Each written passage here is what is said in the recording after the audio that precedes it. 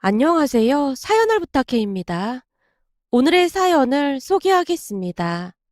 그날도 여느 날과 다름없이 식당에서 분주하게 서빙을 하다가 시계를 봤는데요.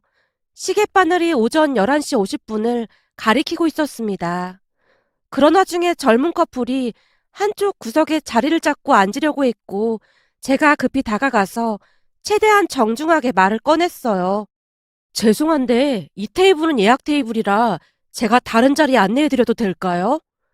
제 말에 커플이 자리를 이동해줬고 잠시 후 시계바늘이 정확히 12시 정각을 가리키자마자 할머니, 할아버지 두 분이 식당 안으로 들어오고 있었습니다. 그리고는 당연하다는 듯이 구석에 위치한 테이블에 앉았어요. 두 분 가까이 다가가자 역시 할머니께서 주문을 했습니다. 여기 순댓국밥 2개 주세요. 네, 금방 가져다 드리겠습니다. 라며 제가 주방에 순댓국밥 2개요라고 외치고 있었고 주방에서 일을 하던 엄마가 제게 물었어요. 어르신 두 분 오신 거지? 네, 지금 막 들어오셨어요. 암튼 시간은 정확하시다니까. 자, 여기. 내가 오늘도 순대 많이 넣었다. 엄마가 활짝 웃으며 순댓국밥 2그릇을 건넸습니다. 건네받은 순댓국밥을 들고 테이블로 성큼성큼 걸어갔는데요.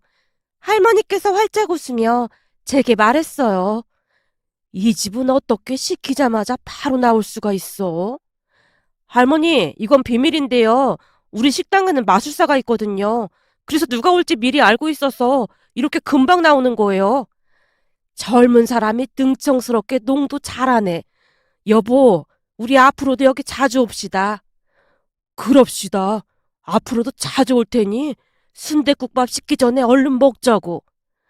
전에 우리가 순댓국밥집 할 때 그렇게나 많이 먹었었는데 이 순댓국밥은 먹을 때마다 항상 맛있는 것 같아. 영감, 그때 우리 고생 무진장 많이 했잖아.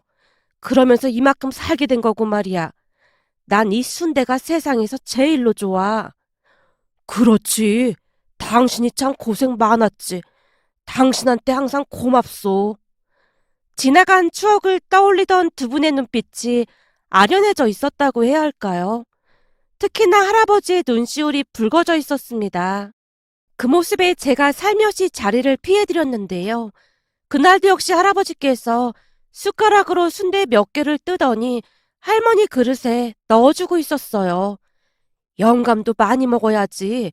다 날 주면 어떡해. 난 괜찮으니까 많이 먹어.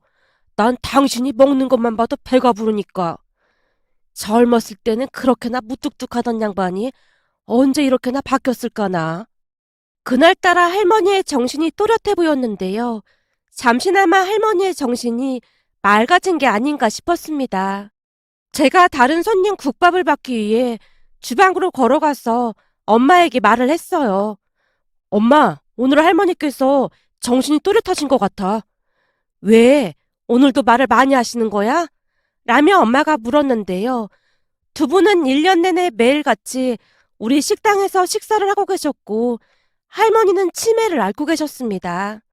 간혹 할머니의 정신이 맑아지는 날에는 말씀이 많아지셨는데요. 어느 날은 아버지가 할머니께 어디에 사는지 물어보자 정확한 주소를 말씀해 주기도 했습니다. 그 모습에 할아버지께서 경기를 하신 채 할머니를 나무랐어요. 주소를 그렇게 막 알려주면 어떡해.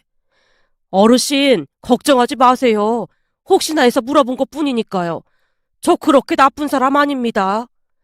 아버지의 말에 할아버지께서 미안한 듯 헛기침을 하고 있었습니다. 그동안 우리가 많이 신경 써준 걸 잘 알고 있었을 테니까요. 그날 제가 아버지께 물었습니다. 아버지, 주소는 왜 물어보신 거예요? 그냥 물어봤지 뭐. 우리 단골 손님이시잖니. 그 정도 고객 관리는 기본이지. 아버지가 알 수 없는 말만을 하고는 미소 짓고 있었습니다. 그렇게 시간이 지나면서 할아버지와도 조금씩 대화를 할 수 있었는데요. 할아버지 말씀으로는 두 분이 아주 오래전에 순대국밥집을 운영했었다고 합니다. 그때 당시 돈도 꽤 벌었다고 하고요. 그런데 우연히 우리 식당 순대국밥을 먹어보고는 옛날 그 맛과 똑같다고 할머니께서 그렇게나 좋아하셨다네요. 그 뒤 참 신기하게도 할머니께서 아침에 눈만 뜨면 순대국밥을 먹으러 가자고 했답니다. 결국 할아버지는 매일같이 우리 식당에 방문하고 있었고요. 할머니는 제대로 기억을 못 하시는 모양으로 전날 순대국밥 먹었던 기억을 못하는 날이 더 많았습니다. 거의 대부분을 마치 처음인 것처럼 말을 했으니까요. 그러던 어느 날, 그날도 여느 날과 다름없이 두 분의 국밥을 준비하고 있었는데요. 그날은 두 분이 아니라 네 분이 식당 안으로 들어왔습니다. 알고 보니 타지에 살고 있는 두 분의 아들 내외인 듯해 보였습니다. 그 바람에 우리가 급히 다시 주문을 받았는데요. 할아버지가 멋쩍은 듯 입을 열었어요. 순대국밥 2개 준비했을 텐데 오늘은 우리 아들 며느리가 굳이 같이 오겠다고 해서 같이 왔어요. 아닙니다. 그럼 두 분도 순대국밥으로 드릴까요? 아니요. 우리 며느리는 순대국밥 안 좋아해서 뼈해장국으로 주세요. 네, 알겠습니다. 제가 주방에 주문을 넣고 있었는데요. 네 분이서 심각하게 대화를 하고 있었습니다. 우선 며느리가 할아버지를 나무라기 시작했어요. 아버님, 이제 그만 이사하시라니까요. 우린 여기가 편해. 근처에 큰 공원도 있고 산책하기가 얼마나 좋은데. 그래도 아버님 혼자 어머님 돌보시는 게 보통 어려운 일이 아니잖아요. 그럼 내가 내 마누라 챙기지 누가 내 마누라를 챙겨. 거기다 간병인이 매일 와서 힘들 것도 없다. 네 시어머니가 워낙 조용한 치매잖니. 매일같이 순대국밥 찾는 거 외에는 뭐 힘들게 하는 것도 없다. 내가 정 힘들면 말할 테니까 마음 쓰지 마라. 그래도 저희 마음은 그렇지가 않잖아요. 맞아요, 아버지. 여기 오가는 데만 해도 시간이 꽤 걸리는데 그냥 우리 집으로 들어오세요. 그러다 무슨 일이라도 날까 걱정도 되고요. 우린 여기 안 떠날 거다. 그러게 누가 그렇게 자주 오래? 내가 무슨 일 있을 때마다 연락한다고 하니까 뭐 한다고 매주 몇 번씩 왔다 갔다 하고 있어. 할아버지께서 아들 며느리를 나무라고 있었습니다. 잠시 후 음식이 나왔고 제가 가져다 드렸는데요. 저를 보며 할아버지가 빙긋 웃으며 입을 열었어요. 네 어머니가 여기 순대국밥을 그렇게나 맛있게 먹는데 어디로 이사를 해? 거기다 난 여기 이 총각이 그렇게나 좋다. 우리가 올 때마다 얼마나 잘하는지 몰라. 눈치도 빠르고 성격도 좋고 얼마나 마음에 드는지 몰라. 그동안 무뚝뚝하기만 했기에 그날 처음으로 칭찬을 들었던 것 같네요. 창피한 마음이 들어 얼굴이 시뻘개진 채 제가 꾸벅 인사를 하고 자리를 피했는데요. 아들 며느리가 계속해서 이사할 것을 권유하고 있었지만 할아버지는 시종일관 들은 척도 하지 않고 순댓국만 드실 뿐이었습니다. 그렇게 잠시 후 아들이 계산을 하기 위해 계산대로 왔고 제게 조용히 물었습니다. 우리 아버지께서 많이 믿고 의지를 하시는 것 같아서 그러는데 우리 아버지 지금까지 이 식당에 매일 오시는 거죠? 혹시 우리 아버지께서 안 오시거나 하면 이번으로 연락 좀 부탁드려도 될까요? 아, 네, 알겠습니다. 걱정하지 마세요. 그런 일 생기면 꼭 연락드릴게요. 그렇게 저는 연락처를 건네받았고 휴대폰에 저장을 해뒀습니다. 다행히도 아들 며느리는 착한 사람들 같아 보였습니다. 그렇게 시간이 몇 달이나 지났을까요? 매일같이 오던 두 분이 12시가 지났음에도 불구하고 강간무소식이었어요. 결국 우리 모두는 몇 시간째 문 쪽만 바라보며 두 분을 기다렸는데요. 결국 두 분은 모습을 드러내지 않았고 제가 할아버지 아들에게 전화를 걸었습니다. 아들이 곧 전화를 받았는데 침울한 목소리로 힘겹게 입을 열었어요. 전날 주무시던 할머니께서 조용히 눈을 감으셨다고 했습니다. 그 바람에 갑작스레 장례를 치르고 있다고 말을 했기에 제가 장례식장 위치를 물어서 받아 적었습니다. 그리고는 영업이 끝나자마자 부모님과 함께 장례식장으로 향했습니다. 너무나 갑작스러운 부고 소식에 엄마의 눈에서도 눈물이 흘러나오고 있었는데요. 아무래도 그동안 정이 많이 들었던지라 우리 가족 모두 큰 충격을 받을 수밖에 없었어요. 장례식장에서 조문을 하고 할아버지를 만나 뵀지만 할아버지는 넋이 반쯤 나간 상태로 입을 꾹 다물고 계실 뿐이었습니다. 다만 할아버지의 아들 며느리가 우리에게 몇 번이나 감사하다는 말을 하며 눈물을 닦아내고 있었어요. 그렇게 우리는 진심으로 조의를 표하고 그곳을 나왔는데요. 마치 가족을 잃은 듯한 그런 슬픔이 밀려왔다고 해야 할까요? 하지만 그 뒤에도 우리는 마치 약속이라도 한 듯 오후 12시만 되면 식당 출입문을 하염없이 바라보고 있었습니다. 마치 금방이라도 문을 열고 할머니, 할아버지 두 분이 들어오실 것만 같았거든요. 하물며 엄마는 며칠 동안이나 두 분께서 자주 앉던 테이블에 순댓국밥을 그냥 올려두기까지 했습니다. 그 뒤에 우리는 한동안 할아버지의 모습을 볼 수가 없었습니다. 그러던 어느 날 시계바늘이 정확히 12시를 가리키자 누군가 가게 문을 열고 들어왔는데요. 자세히 보니 할아버지가 분명해 보였습니다. 그런데 그 옆에 처음 보는 여성과 팔짱을 끼고 들어오는 게 아니겠어요? 저뿐만 아니라 아버지도 놀란 채 할아버지를 빤히 바라보고 있었는데요. 아무래도 많이 놀랐던 나머지 우리의 표정이 우스꽝스러웠던 것인지 할아버지가 피식 웃으며 먼저 입을 열었습니다. 다들 표정이 왜 이래? 무슨 귀신이라도 본 것 같은 표정이네. 어르신, 그동안 도통 오시질 않길래 걱정 많이 했습니다. 왜? 내가 저 세상으로 가기라도 했을까봐? 아니, 그런 건 아니고 어디 편찮으신 건 아닌가 해서 그랬죠. 그래도 예정이 있는데 가끔은 들러주시지 그러셨어요. 건강해 보이시는 거 보니까 서운하기까지 하네요. 아버지가 농담을 섞어 말을 하고 있었는데요. 할아버지가 툭 하고 던지듯 한마디를 했습니다. 내가 여기 순댓국을 하도 많이 먹어서 질려서 안 왔어. 사실 우리 할멈이 워낙 좋아하니까 온 거지. 나도 질릴만 하긴 했잖아. 할머니 이야기를 꺼내던 순간 할아버지 얼굴이 약간은 쓸쓸해 보였다고 해야 할까요? 아버지도 그 부분을 직감한 것인지 다시 농담을 시작했습니다. 어르신이 안 오시니까 매출도 영 안 좋고 저희 가게 문 닫게 생겼습니다. 하긴 내가 사람을 끌고 다니는 게 있긴 하지. 걱정하지 마. 앞으로는 자주자주 올 테니까. 정말이시죠? 라며 아버지가 할아버지 옆에 있던 아가씨 얼굴을 궁금한 듯 바라봤어요. 여기는 우리 손녀야. 평소에는 바쁘다고 얼굴도 잘 안 보이던 녀석이 지 할머니 저세당 가고 충격받았는지 자주 찾아오고 해서 요즘 아주 귀찮아 죽겠어. 우리 손녀가 할머니 좋아하던 순댓국밥 먹으러 가자고 해서 이렇게 왔어. 그날따라 할아버지가 많은 말을 하는 듯 해 보였는데요. 아무래도 손녀와 함께여서 기분이 많이 좋은 듯 해 보였어요. 그 뒤 할아버지는 다시 매일같이 우리 식당에 와서 식사를 했어요. 아무래도 홀로 계시다 보니 그냥 한 끼 때우자 하시는 모습 같아 보였습니다. 그러다가 언제부턴가는 우리 가족이 식사를 할 때 같이 식사까지 하게 되었는데요. 그냥 간단한 반찬에 찌개 등을 놓고 식사를 했습니다. 어느 날 아버지가 먼저 말을 꺼냈거든요. 어르신, 다음부터는 조금 이른 시간에 오시던지 조금 늦은 시간에 오시죠. 왜? 늙은이라 방해돼서? 그런 건 아니고 맨날 순댓국밥만 드시면 질리잖아요. 그냥 우리 식사할 때 같이 드시자고요.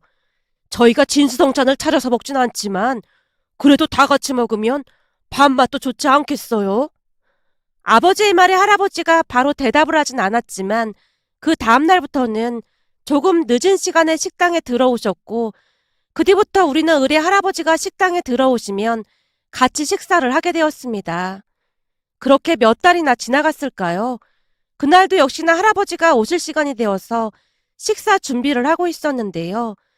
단 한 번도 거르지 않고 오시던 할아버지의 모습이 보이지가 않았습니다. 한참을 문 밖에서 서성이던 아버지가 제게 물었어요. 너 그때 어르신 아들한테 전화번호 받은 거 있지? 네, 근데 왜요? 내가 혹시 몰라서 어르신께 전화해봤는데 전화도 안 받고 아무래도 이상해서 그래. 잠깐만요. 제가 전화해볼게요.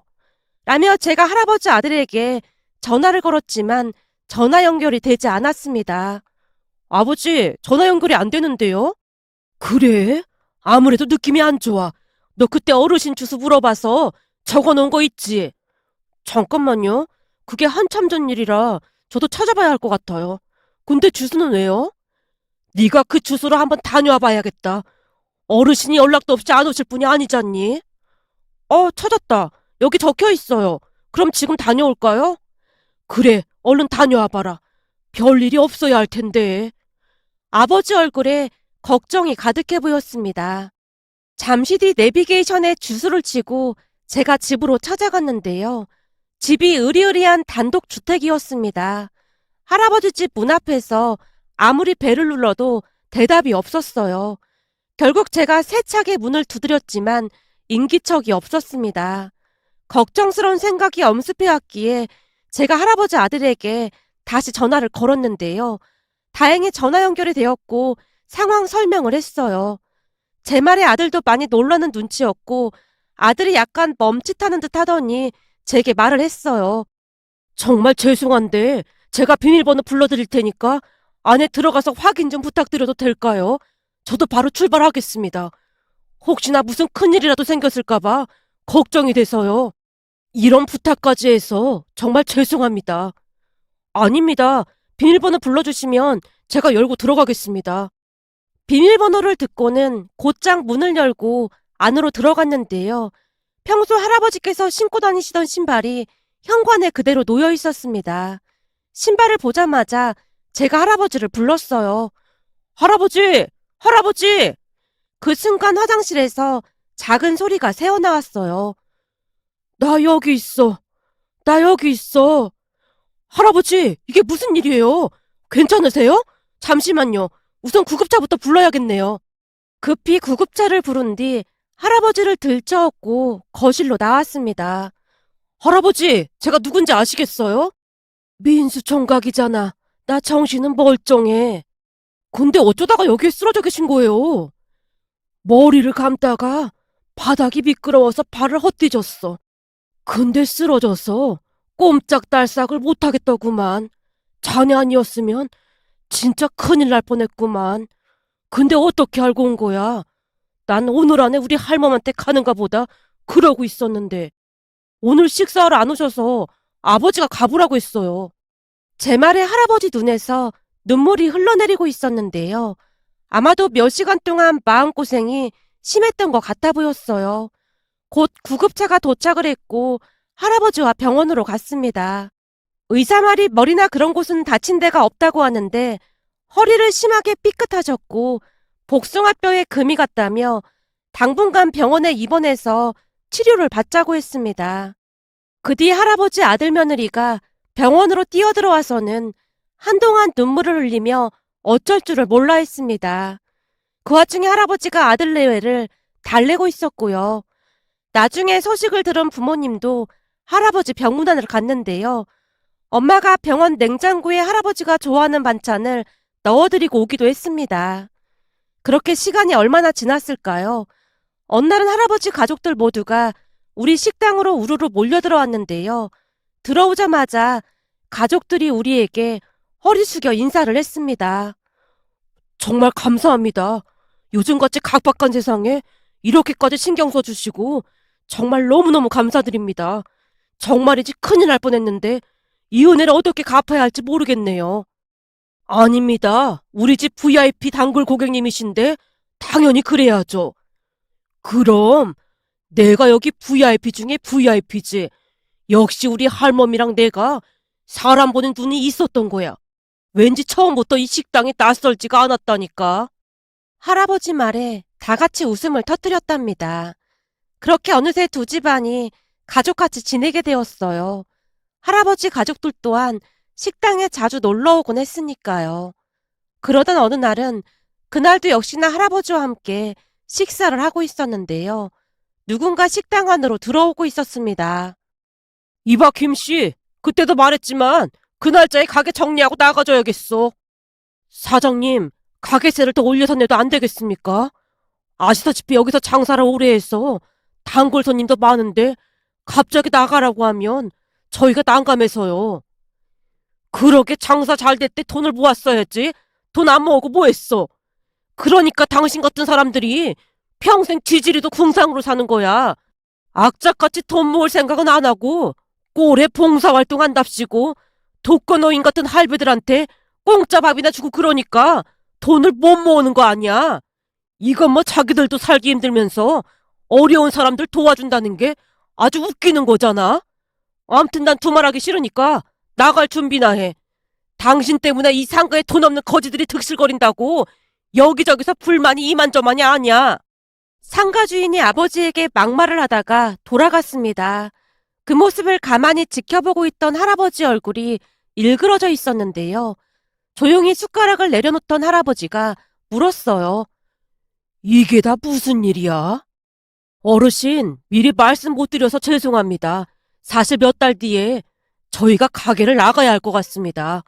조금 전에 그 사람이 이 상가 주인인데 본인이 여기서 직접 식당을 할 거라고 하면서 우리 보고 나가라고 하네요. 그건 그렇다 치고 말을 왜 저리도 못되게 하는 거야? 원래 말투가 그런 사람입니다. 제가 상가 이미지 실추시켰다고 그렇게나 못마땅해 했거든요. 이미지 실추 같은 소리하고 자빠졌네. 내가 보기엔 지가 더 이미지를 실추하고 다니는 것 같구만.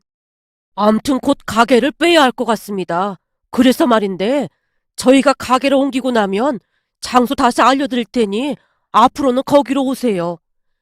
가게 자리는 알아봤고 그럼 이 상가 주인은 여기서 뭐 한다고 하는데?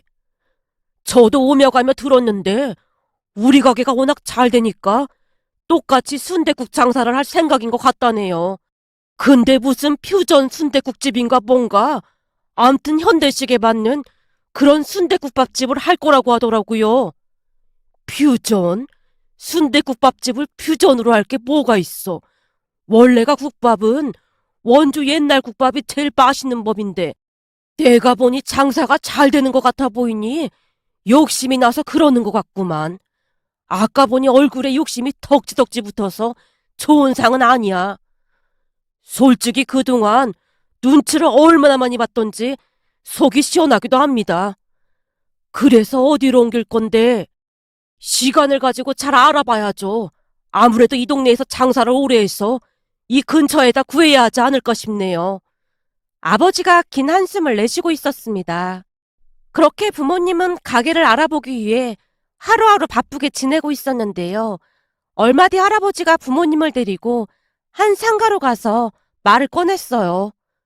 여기는 어떤가? 위치도 좋고 괜찮을 것 같은데. 여기요? 어르신, 우리 주제에 이런 곳이 가당키나 하겠습니까? 잘 모르시나 본데 이런 데는 임대료도 엄청 비쌀걸요? 임대료는 내가 싸게 줌세. 그러니까 여기서 장사해. 네? 그게 무슨 말씀이세요? 임대료를 싸게 주신다니요? 상가 주인이 임대료를 싸게 주겠다는데 뭘 묻고 그래? 여기가 어르신 상가라고요? 에이, 우리 어르신이 농담도 잘하신다니까. 아버지가 간신히 웃음을 참고 있었는데요. 들은 척도 하지 않고 할아버지가 다시 말을 꺼냈어요. 그럼 여기가 마음에 드는 걸로 알고 우리 계약하자고. 그런데 이 상가에 들어와서 장사하는 대신 조건이 하나 있어. 그럼 여기가 진짜로 어르신 상가라는 말씀이세요? 이거 속고만 살았나? 정 못 믿겠으면 저 밑에 부동산에 가서 물어보던지. 암튼 조건이 하나 더 있는데 들어줄 텐가 말 텐가. 할아버지의 말에 부모님이 어리둥절한 표정으로 그저 눈만 깜빡이고 있었습니다. 그 순간 할아버지 입에서 충격적인 말이 새어나왔어요. 저기 내 조건은 자네 아들이랑 우리 손녀랑 맞선을 보게 하는 거야. 갑작스레 제 이야기가 나왔기에 제가 놀란 채 입이 다물어지지 않을 정도였습니다. 우선 아버지가 먼저 입을 열었어요. 그러니까 어르신 손녀랑 우리 아들이랑 맞선을 보게 하자 그 말씀이신 겁니까? 제가 이런 말씀 드리기 좀 그런데 혹시 아드님 내외는 이 사실을 알고 있는 겁니까? 우리 아들 내외는 내가 하라고 하면 그냥 군말 없이 해서 걱정 안 해도 돼. 사실 우리 손녀가 회계사야 회계사. 어때 잘 컸지? 네? 회계사요? 그럼 더더군다나 안 될 것 같은데요?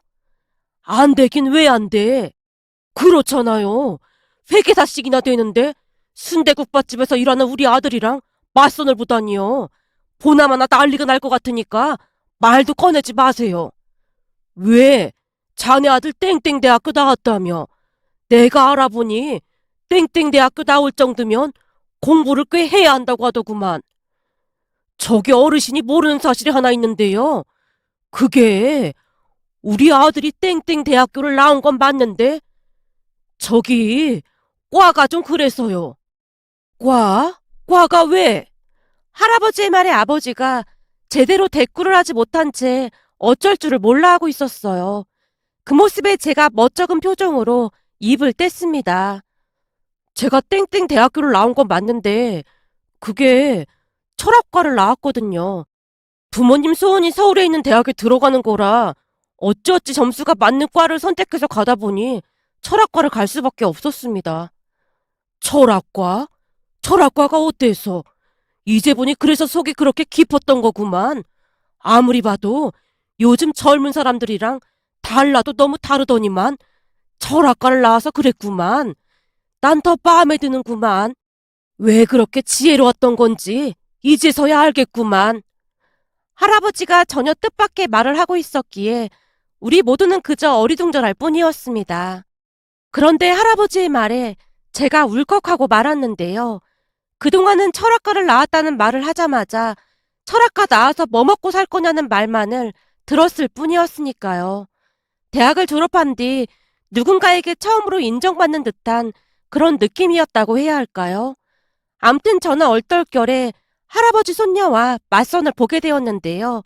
이런저런 말을 하다가 제가 어렵게 말을 꺼냈어요. 저기 할아버지께서 저를 마음에 드셔 한 것 같은데 억지로 나오신 거라면 안 그러셔도 됩니다. 네? 그게 무슨 말씀이세요? 할아버지 마음에 들어서란요. 잘못 들으셨나 보네요. 제가 먼저 소개해달라고 했거든요. 네? 나윤 씨가요? 민수 씨 키도 크고 얼굴도 잘생겼는데 거기다 성격까지 엄청 좋다면서요? 사실 제가 그동안 맞선을 조금 많이 봤거든요. 근데 대부분 남자들이 뭘 제일 많이 물어본 줄 아세요? 뭔데요? 회계사면 돈을 많이 벌 텐데 얼마나 모아놨냐. 집이 꽤 잘 산다고 들었는데 결혼하면 집에서 얼마나 보태주는 거냐. 대부분 다 그런 걸 물어보더라고요. 네? 그러니까 첫 만남에서 그런 걸 물어봤다고요? 그렇다니깐요. 완전 웃기죠. 근데 그 남자들은 제가 왜 화가 나는 줄 잘 모르더라고요. 그런 남자들이랑 결혼해서 어떻게 행복하게 잘 살겠어요?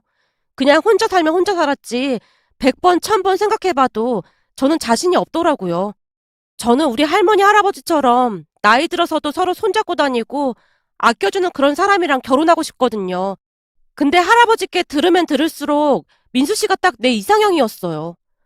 그래도 나윤 씨는 회계사씩이나 되는데. 맞아요. 저 회계사로 돈도 잘 벌고 있고 많이 모아놓기도 했어요. 그니까 저는 조건만 좋은 남자보다는 마음 따뜻한 남자를 만나서 결혼할 생각이거든요. 거기다 민수 씨처럼 얼굴도 잘생기고 키도 크면 금상첨화겠죠. 나윤 씨는 생각보다 적극적인 사람이었고 그 뒤부터 우리는 자주 만나면서 서로를 알아갔습니다. 그러다가 결국에는 연인 사이가 되었고요. 쾌활하고 밝은 나윤이를 우리 부모님도 마음에 들어 했으니까요. 또한 우리는 할아버지 상가에 들어가서 장사를 하게 되었는데요. 다행히 위치도 좋았고 입소문도 나서 장사가 예전보다 훨씬 잘 됐습니다. 그러던 어느 날은 전 상가 주인이 우리 가게에 쫓아와서는 항의를 하기 시작했어요. 김씨, 지금 제정신이야? 이렇게 가까이 순대국밥집을 내면 어떡해? 그리고 돈도 없다면서? 어떻게 이런 자리를 얻은 거야? 그건 알 거 없고 우리가 여기서 장사하는데 법적으로 무슨 문제가 있습니까? 할 말 다 했으면 그만 가보시죠. 뭐? 법적인 문제? 이제는 돈 좀 있다고 눈에 뵈는 게 없나 본데 인생 그렇게 사는 거 아니야. 이 씨도 인생 그렇게 사는 거 아니야. 뭐? 이 씨? 그래. 이래봬도 내가 너보다 2살이나 나이가 많은데 왜 꼬박꼬박 반말이야. 내 성이 김씨라 날 김씨라고 부른 거 아니었어? 근데 넌 이씨니까 이제부터 나도 이씨라고 불러줄게. 어이 이씨, 우리 바쁘니까 그만하고 돌아가. 양심은 우리가 없는 게 아니라 이씨가 없는 거겠지. 우리 가게가 잘 되는 것 같으니까 그 자리 뺏어서 순대국밥집 차린 게 누군데 이래. 아버지의 말에 전 상가 사장이 어버버하다가 돌아갔답니다. 그렇게 시간이 흘러갔고 결국 전 사장 식당이 문을 닫고 말았는데요. 순댓국을 무슨 퓨전 음식으로 만든다고 난리를 치더니만 결국에는 파리만 날리고 망했답니다. 제가 듣기로는 순댓국에 무슨 치즈도 넣고 햄도 넣고 그랬다는데 무슨 생각으로 그런 것인지 도무지 이해를 할 수가 없더라고요. 그리고 나윤이와 저는 곧 결혼을 앞두고 있답니다. 결혼을 하게 되면 할아버지 집에서 같이 살게 될 것 같은데요. 아무래도 전에 사건도 있고 하다 보니 부모님도 그러라고 했거든요. 요즘은 하루하루 구름 위를 걷고 있는 그런 기분이랍니다. 문득 결혼을 앞두고 그동안 일들이 주마등처럼 스쳐 지나가 이렇게 글 남겨봅니다. 오늘의 사연은 여기까지였습니다. 즐겁게 보셨다면 구독, 좋아요 부탁드립니다. 고맙습니다.